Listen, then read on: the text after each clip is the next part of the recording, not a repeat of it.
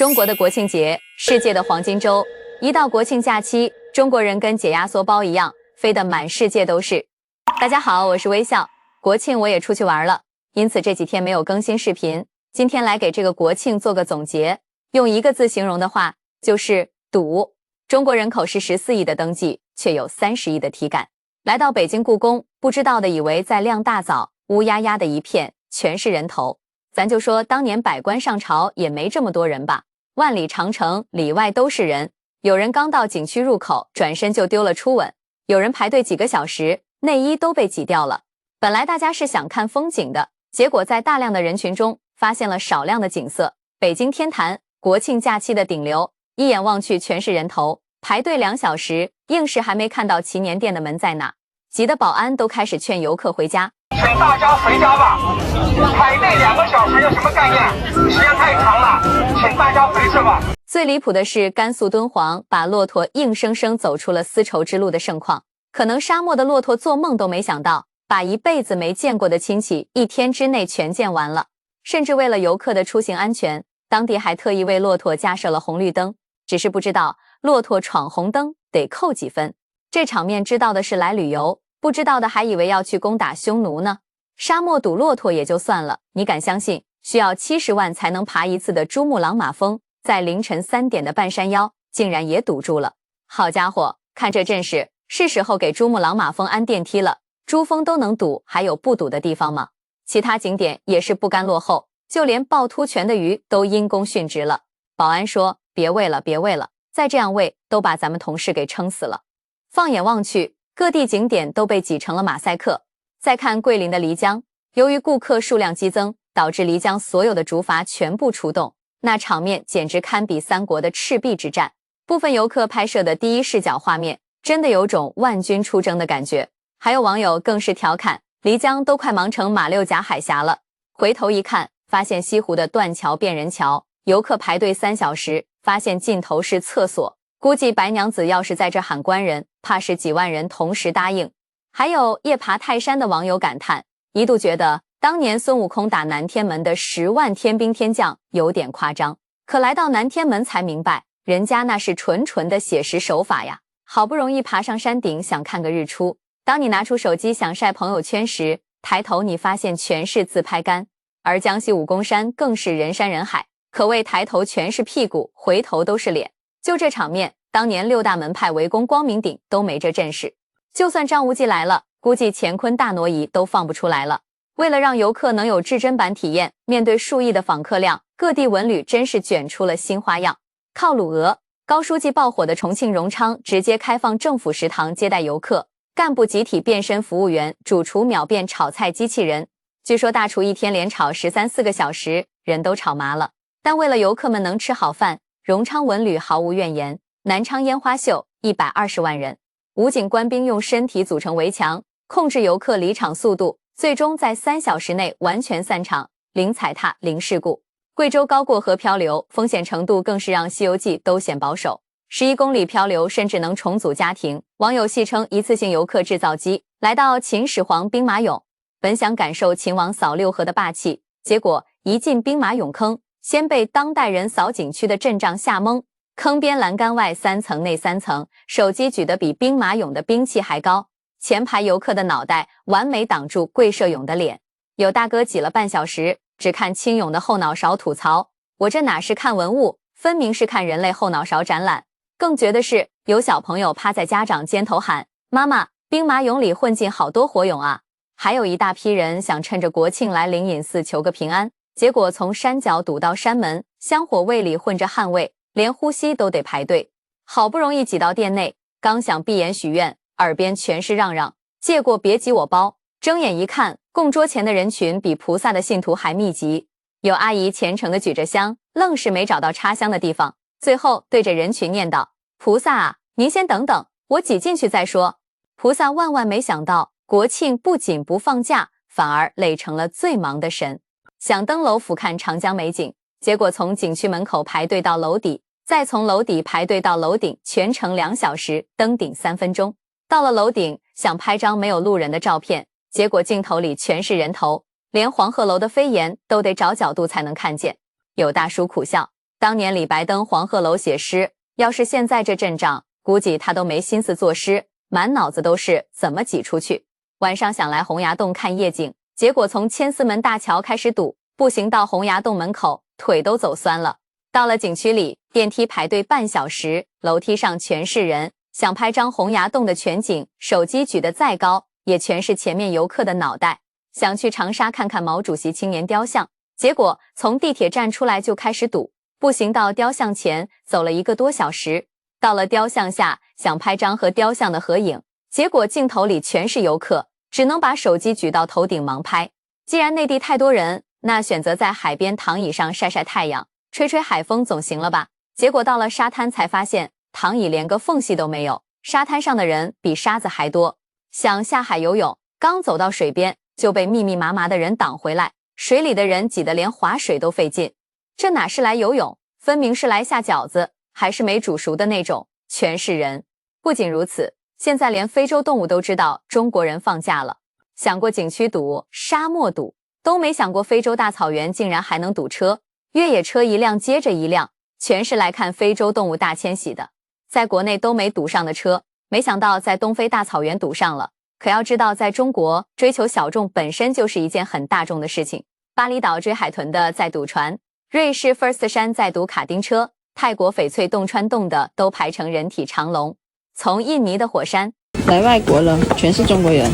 到冰岛的冰川，北京环球挤冒了烟，大阪环球还有一半老乡口音。我记得我来的是瑞士啊，周边全是普通话、四川话、东北话，就是没有外国话，安全感十足。日本的购物店在欢度国庆，一下飞机就能收到来自墨尔本机场的祝福。世界第1高楼迪拜哈利法塔也在我们国庆这天连续7年升起了5星红旗，这是专属中国最高规格的生日礼物。平时牛马堆在高楼上，一放假平铺全世界，这下好了，全球人民都知道中国人放假了。毕竟地球街溜子真不是说说而已啊。看完景点，我们再看看高速拥堵情况，有堵了12个小时的，12个小时跑了110公里，还没出广州，真好。有在高速上面打麻将的，饿了点外卖的，发现商机卖炒粉的，早上刚睡醒下车刷牙的，下来刷牙，喝酒拜把子的，闲着不也闲着吗？你对不对？还有憋尿的女性朋友们。啊哈哈，要死了，我好难受啊，我又不敢下来尿。开直播唱歌的，还有3分钟的高速拥堵画面，分享给大家一起快乐下，我就不解说了。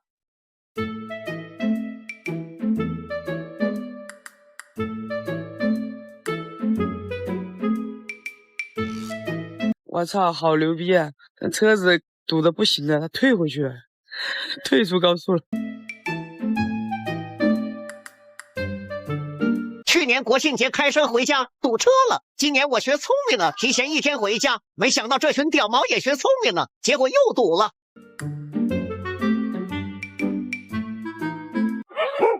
买个啥狗？啊！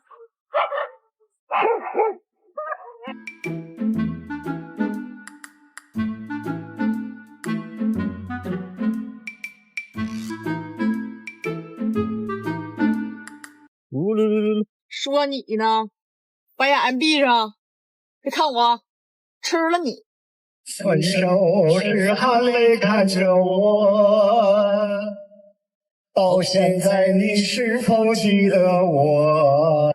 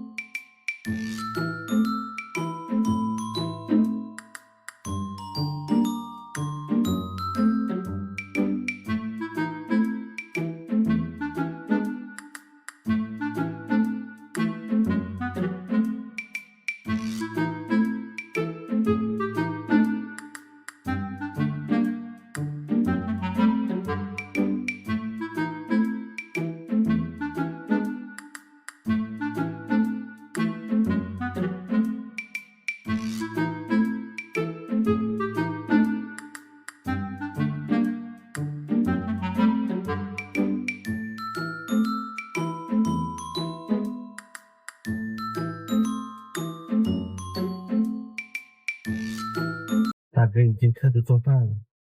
也还剪了头，剪成一段一段的。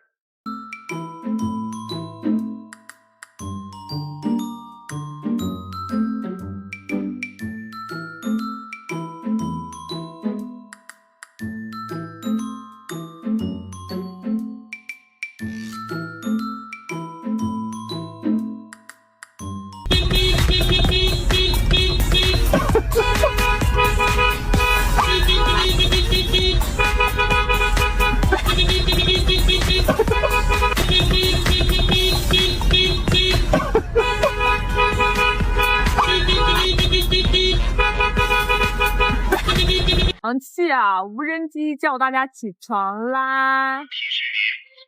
起床啦！起床啦！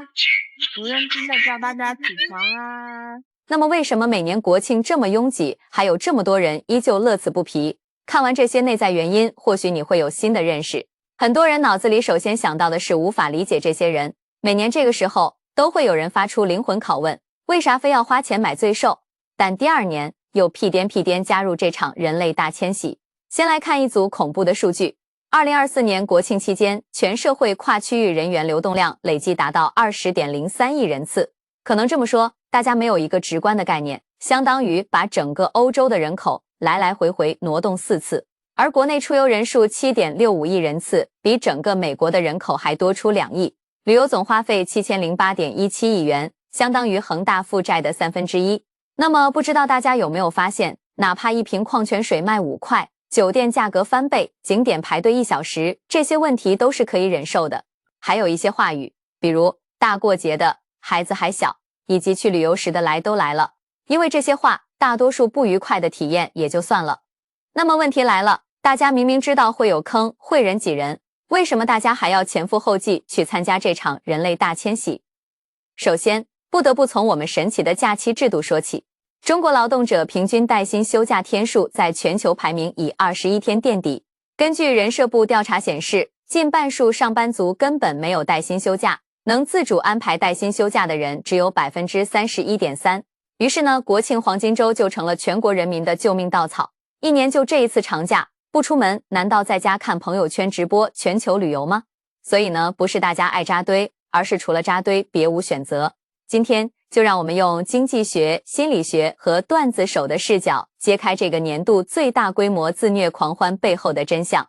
每年这个时候，我们都会看到前面的那些奇观，长城上的砖块不用看，因为全是人头；泰山18盘变成香肠制作流水线。更魔幻的是，明明去年被挤到怀疑人生，发誓下次再也不来了，今年却又准时准点地出现在人从众的队伍中，边挤边发朋友圈。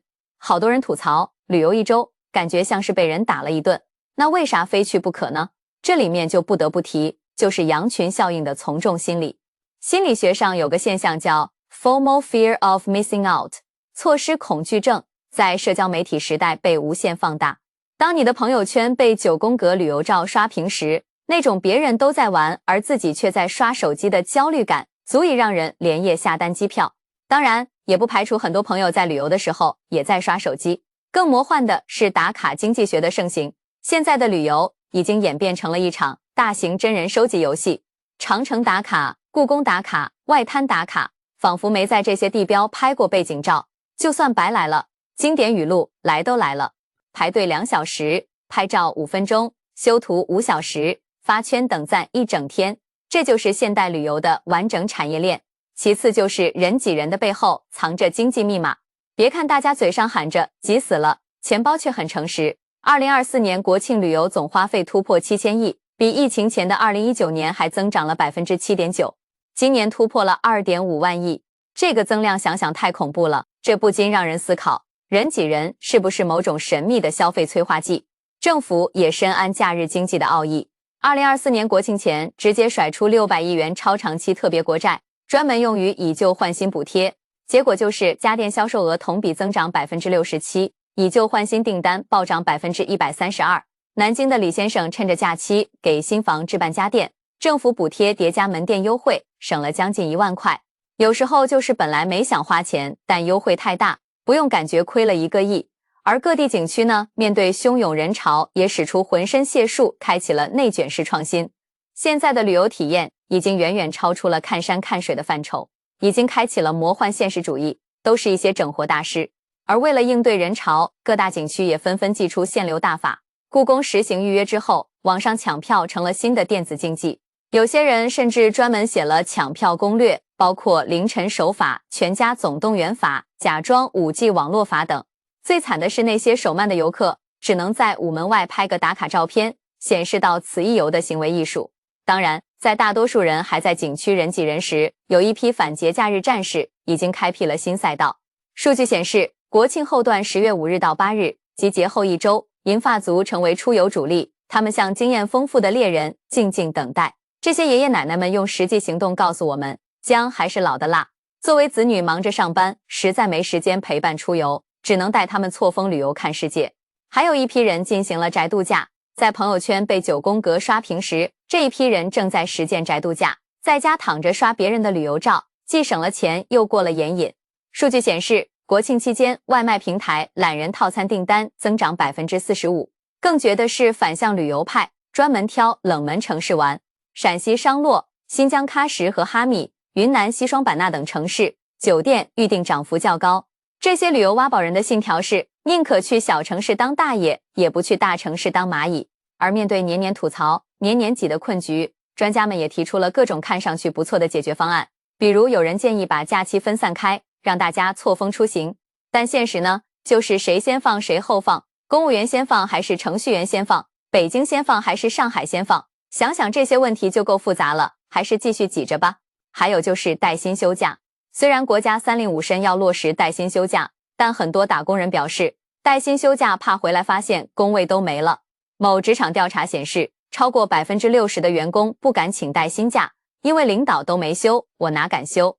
说到底呢，国庆人挤人现象就像我们矛盾人生的缩影，一边喊着我要静静，一边害怕被时代抛弃，一边向往诗和远方，一边舍不得钱包和床。但正是这种痛并快乐着的集体狂欢，构成了中国假日经济独特的生命力。最后，微笑非常希望你的订阅，让我们一同见证祖国的辉煌成就和美好未来。